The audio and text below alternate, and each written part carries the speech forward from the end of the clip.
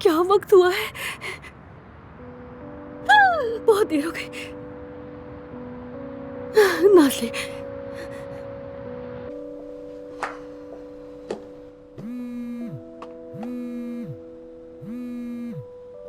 हाँ बोलिए अम्मी। नाज़ली, मैं तो बर्बाद हो गई।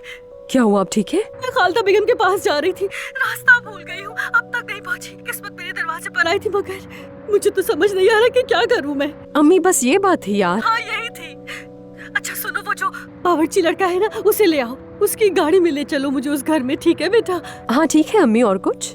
यानी किस्मत में वाकई नहीं था, और वैसे भी मुझे ये बात दिल से अच्छी भी नहीं लगी थी।